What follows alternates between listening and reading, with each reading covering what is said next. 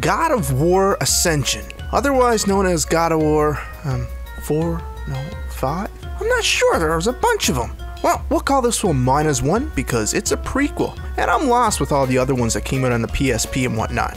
Anyways, this will most likely be the last God of War on the PS3, and by geez, it sure does push the system. The fans and mine were screaming in agony, but graphically, the game is beautiful, and I mean gorgeous too. Shadows really stand out. It's not this block crap we see in other games. I'm not sure how they did it, but they did it.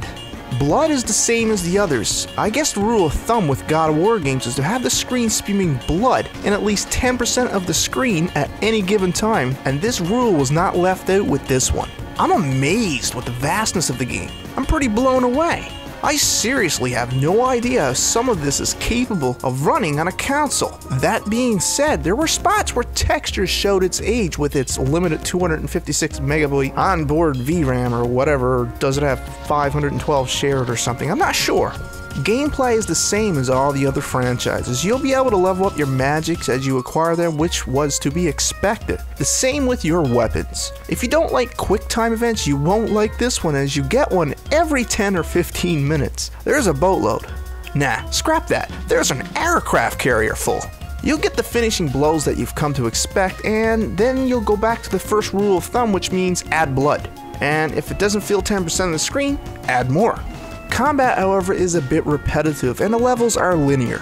It's the same you have come to expect from all the other God of War games, but man, it's a great game, don't get me wrong, because it's just freaking huge. Everything is epic. It's like the epic button was pressed by everyone who worked on the game, and their families pressed it, and their friends, and their pets. Don't expect a what's the word? Sophisticated game here. It's a button masher arcade type game. The sound is also top notch, and I was streaming this to my buddy across Canada, and I was told not to say that when I turn my speakers on, sound comes out, so I'm not. Thumps from the huge monsters have been mastered to perfection, really giving the game's sound a deep subwoofer sound, and voice acting is on par with the others. Well, besides for that, when you turn on your speakers, sound does come out. The story in the game don't continue where the other three left off. No, it's a prequel, but it don't really matter because it's a God of War game. It does, however, fit some of the missing pieces or questions we had about Kratos. It's one of the more better prequels I've seen. However, the game is not distinctive.